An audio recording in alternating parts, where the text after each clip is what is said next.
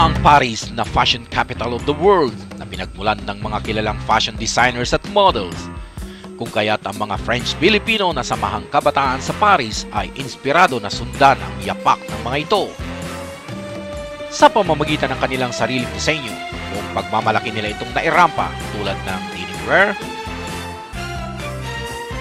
modern French, youth creations,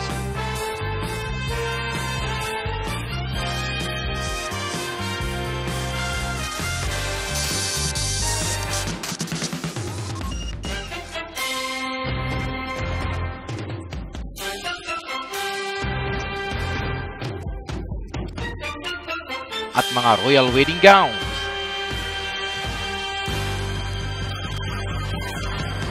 Sa intermission number, umataw rin ang fashion icon dancers. May mga naghandog din ng mga awitin ang mga sikat na Pinoy singers and composers sa Paris.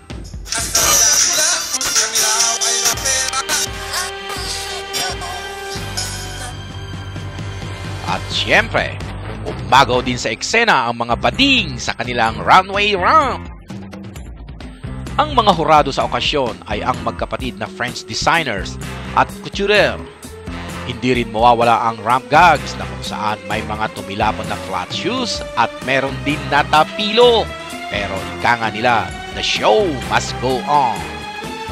Sa pagtatapos ng programa, nakamit nina Jennifer Jane Leroux at Cedric Lombardi ang kauna-unahang tropeyo bilang kampyon ng first season ng Fashion Icon.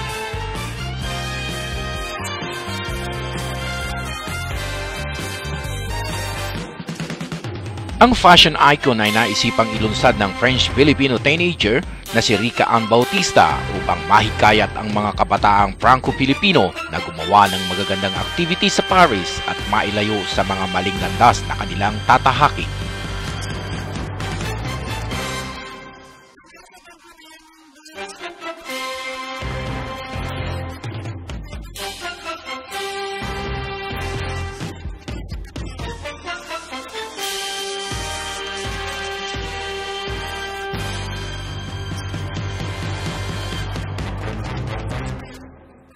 Mula rito sa Paris, France, Dick Villanueva, Balitang Paris, reporting.